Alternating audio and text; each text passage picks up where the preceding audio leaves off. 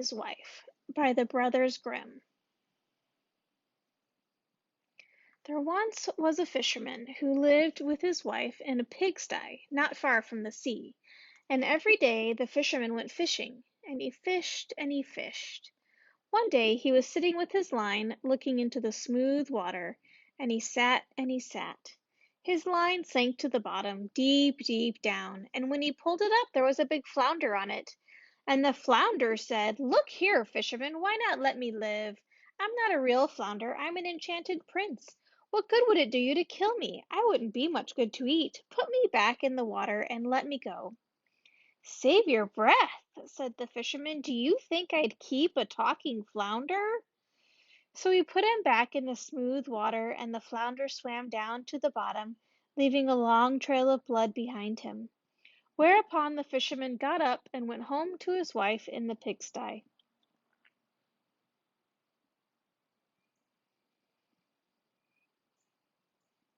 "Husband," said the wife, "haven't you caught anything today?" "No," said the fisherman. "I caught a flounder who said he was an enchanted prince, so I let him go." "Didn't you make a wish?" the wife asked. "Well, no," he said. "What should I wish for?"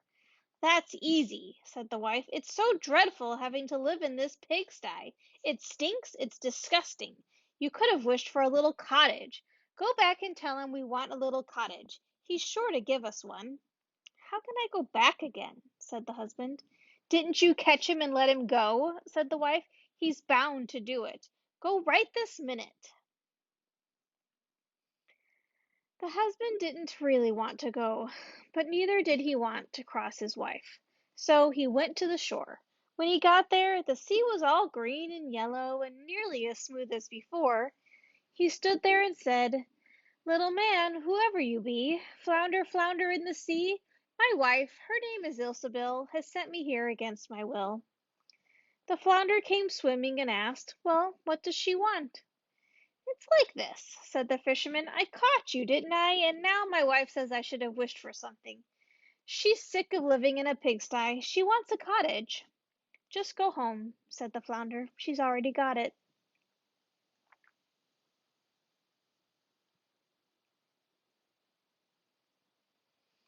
The fisherman went home, and his wife wasn't sitting in their pigsty any more.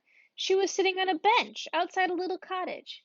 She took him by the hand and said, "Come on in. Look, it's much nicer."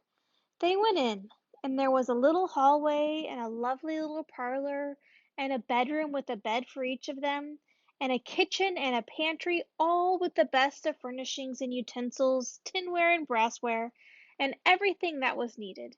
And behind the cottage there was a small barnyard with chickens and ducks in it, and a little garden full of vegetables and fruit. "See," said the wife, "isn't it nice?" "Well, yes, indeed," said the husband. "If only it lasts, we shall live happy and contented." "We'll see about that," said the wife. And then they had something to eat and went to bed.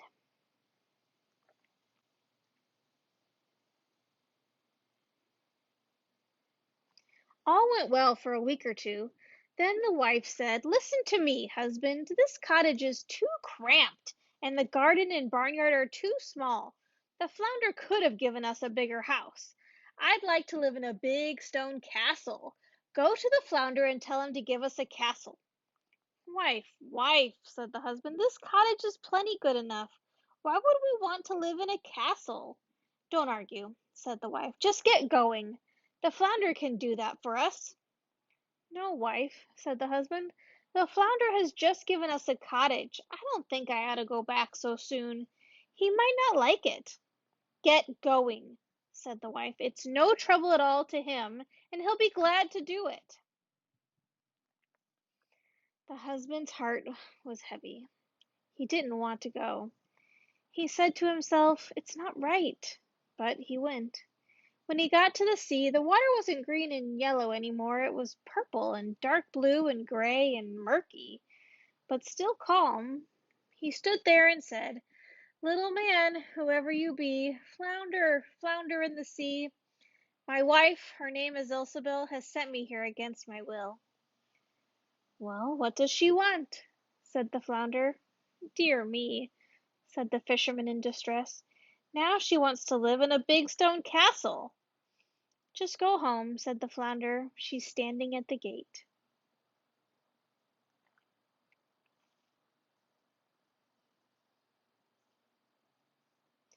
So the man started off and thought he was going home. But when he got there, he found a big stone castle, and his wife was standing at the top of the staircase ready to go in.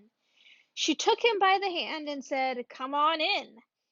He went in with her, and inside there was a great hall with a marble floor and lots of servants who flung the big doors open. And the walls were all bright and covered with beautiful tapestries, and in the rooms all the tables and chairs were of gold. Crystal chandeliers hung from the ceiling, and all the halls and bedchambers had carpets, and the tables were so weighed down with victuals and the very best of wine that you'd have thought they'd collapse. And behind the house there was a big yard with barns and stables and the very best of carriages. And there was also a wonderful big garden with the loveliest flowers and fruit trees, and a park that must have been a mile and a half long, with stags and deers and hares in it, and everything you could possibly wish for. "Well," said the wife, "isn't it nice?" "Yes, indeed," said the husband. "If only it lasts, we will live in this beautiful castle and be contented." "We'll see about that," said the wife. "We'll sleep on it." And with that they went to bed. Next morning the wife woke up first. It was just daybreak, and from her bed she could see the beautiful countryside around her. Her husband was still stretching when she poked him in the side with her elbow and said, "Husband, get up and look out of the window. See here, couldn't we be king over all that country? Go to the flounder and tell him we want to be king." "Wife, wife," said the husband, "what do we want to be king for? I don't want to be king." "Well," said the wife, "if you don't want to be king, then I'll be king. Go to the flounder. I want to be king." "But, wife," said the fisherman, "why do you want to be king? I can't tell him that." "Why not?" asked the wife. "Get going this minute. I must be king." Then the husband went, and he was very unhappy because of his wife wanting to be king. "It's not right. It's just not right at all," he thought, and he didn't want to go, but he went. When he got to the sea it was all gray black, and the water came churning up from the depths, and it had a foul smell. And he stood there and said, little man, whoever you be, flounder, flounder in the sea, my wife, her name is Ilsabel, has sent me here against my will." "Well, what does she want?" said the flounder. "Dear me," said the fisherman, "she wants to be king." "Just go home," said the flounder. "She is all ready." So the man went home, and when he got there the castle was much larger and had a big tower with marvelous ornaments. A sentry was standing at the gate, and there were lots of soldiers and drums and trumpets. And when the fisherman went inside, everything was made of pure marble and gold, with velvet covers and big golden tassels. The doors of the great hall opened, and there was the whole royal household, and his wife was sitting on a high throne of gold and diamonds, wearing a big golden crown and holding a scepter made of pure gold and precious stones.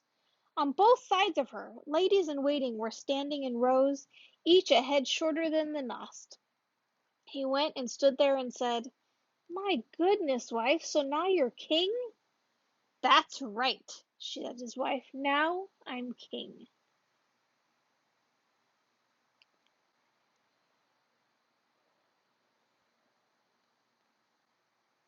So he stood there and looked at her, and after he'd looked a while he said, "Now that you're king, suppose we let well enough alone.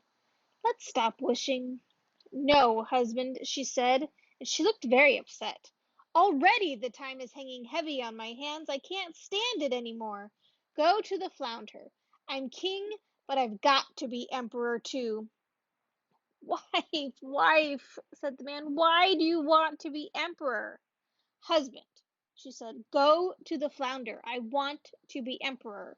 "Good Lord, woman," said the fisherman, "he can't make you emperor. I can't tell the flounder that. There's only one emperor in the empire, and the flounder can't make you emperor. He just can't. Fiddlesticks, said the woman. I'm the king and you're only my husband, so do as you're told. If he can make a king, he can make an emperor. I want to be emperor, and that's that. Get going. So he had to go, but on the way he was frightened, and he thought to himself, this won't end well. Emperor is too much of a good thing. The flounder must be getting tired, sick of this. When he got to the sea it was all black and murky. The water came churning up from the depths and throwing up bubbles, and the wind was so strong that the sea frothed and foamed. The fisherman was filled with dread, and he stood there and said, little man, whoever you are, maybe flounder, flounder in the sea, my wife, her name is Ilsebel, has sent me here against my will. Well, what does she want? Said the flounder. Oh, flounder, said the fisherman, my wife wants to be emperor. Just go home, said the flounder. She is all ready. So the fisherman went home. And when he got home, the whole palace was made of polished marble and alabaster figures and golden ornaments. Soldiers were marching and blowing trumpets and beating drums outside. And inside the building, barons and counts and dukes were going about doing the duties of servants. They opened the doors for him, and the doors were of pure gold. When he went in, his wife was sitting on a throne which was all one block of gold and at least 2 miles high, and on her head she was wearing a big golden crown that was 3 feet high and studded with diamonds and rubies. In one hand she was holding the scepter, and in the other the imperial orb, and on either side of her stood a row of guards, each shorter than the one before him. From the most enormous giant, who was 2 miles high, to the tiniest dwarf, who was no bigger than my little finger.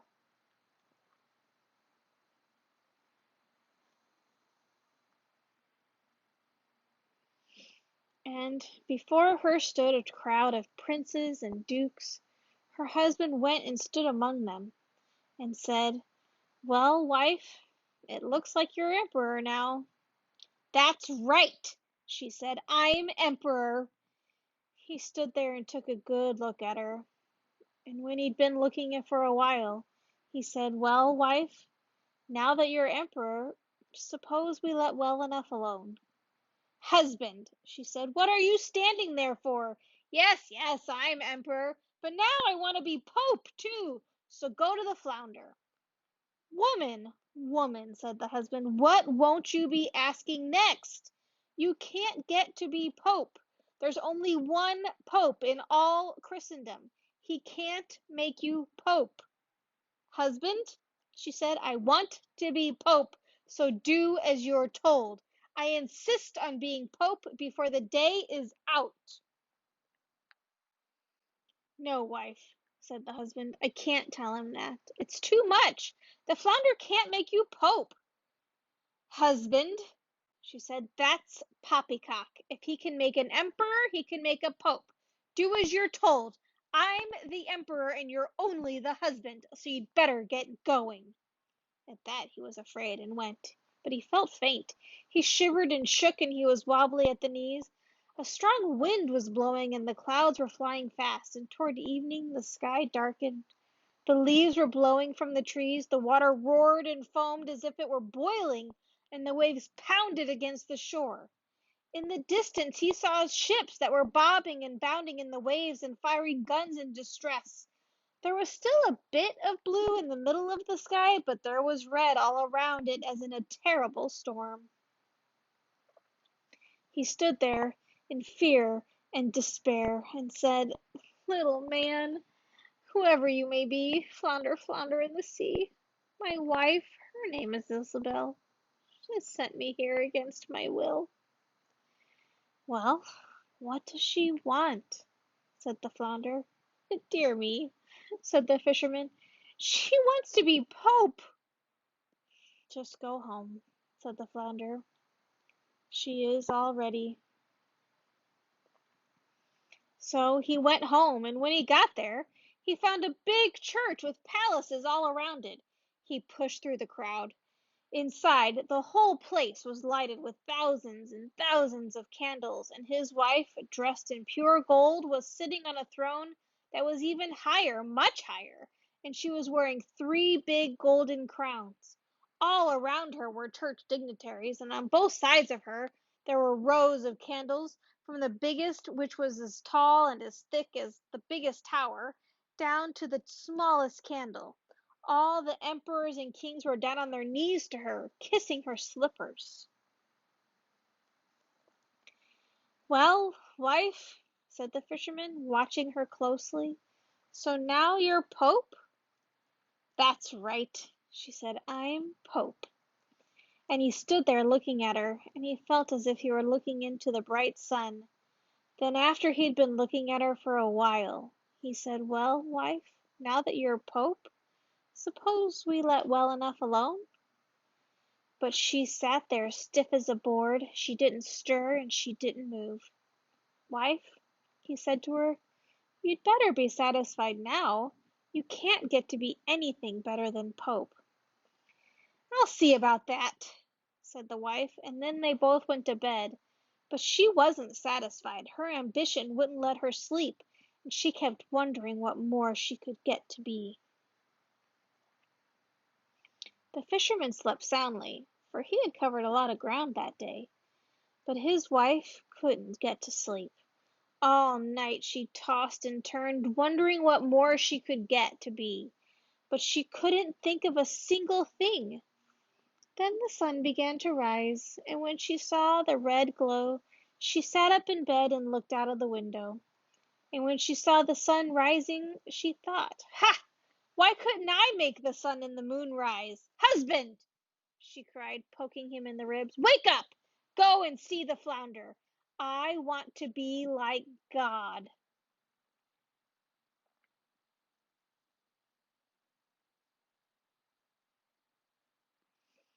The fisherman was still half asleep, but her words gave him such a start that he fell out of bed. He thought he'd heard wrong, and he rubbed his eyes. "Why, wife," he cried out, "what did you say?" "Husband," she said, "if I can't make the sun and moon rise, it will be more than I can bear. If I can't make them rise, I'll never have another moment's peace." She gave him a grisly look that sent the cold shivers down his spine, and cried, "Get going now! I want to be like God."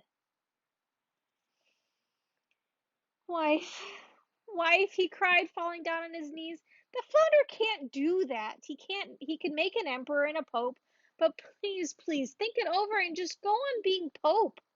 At that she grew angry. Her hair flew wildly around her head. She tore her nightgown to shreds and gave him a kick.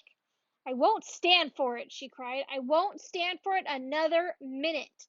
Will you please get a move on?" Then he pulled on his trousers and ran out like a madman. A storm was raging. The wind was blowing so hard he couldn't hardly keep his feet. Trees and houses were falling. The mountains were trembling. Great boulders were tumbling into the sea. The sky was black as pitch. The thunder roared. The lightning flashed. The sea was rising up in real black waves as big as mountains and church towers, and each one had a crown of foam on top.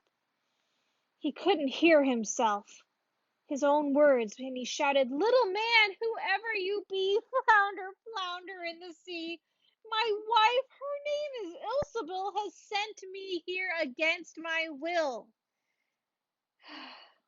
"What does she want?" asked the flounder. "Dear me," he said, "she wants to be like God."